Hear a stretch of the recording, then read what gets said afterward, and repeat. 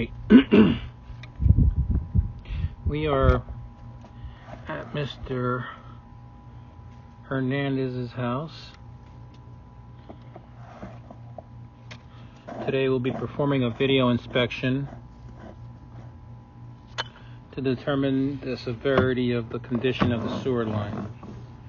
We are currently entering the sweep, clean out, heading towards the street.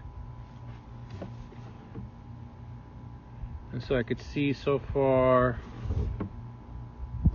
looking good. Is that water already? Yeah. Okay, so that's obviously water. This is at the clean out here, okay? This should be completely dry right now. There should be no water sitting here. And what happens is that stuff starts to collect where these bellies are. They harden, they congeal, and then they start to build up until you get a blockage.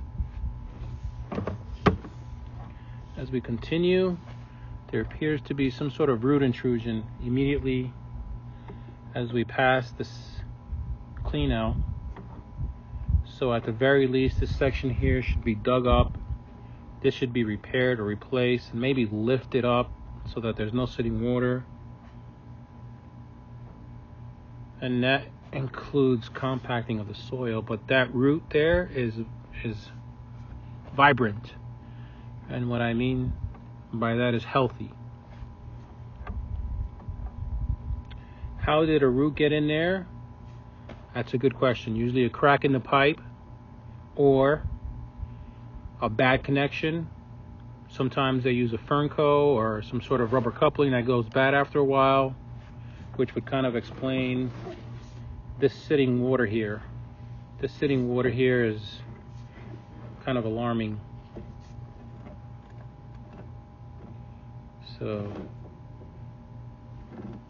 that'll have to be addressed. As we continue, you can see the root growth along the wall. And that root growth along the wall is what's basically getting everything stuck. And then immediately, also there's your root intrusion right there. See where those two different pieces of pipe meet? That's what your issue is. Usually a bad connection, but it is on your lateral, you know? That's the unfortunate part. I'm going to go in a little further. And look, you barely have any passage there. Barely any passage. So this can't really wait. And as I go through that section, nothing. Nice and clear. You see how clear the pipe is all the way around, with the exception of that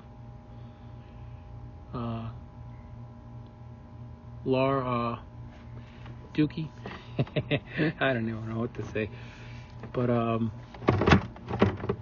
yeah, so that's what you got. It's on your side of the lateral, unfortunately, where the two pipes connect. So I'm going to locate exactly where I need to excavate. We'll call for a mark out, and then we'll make sure that we dot our I's and cross our T's.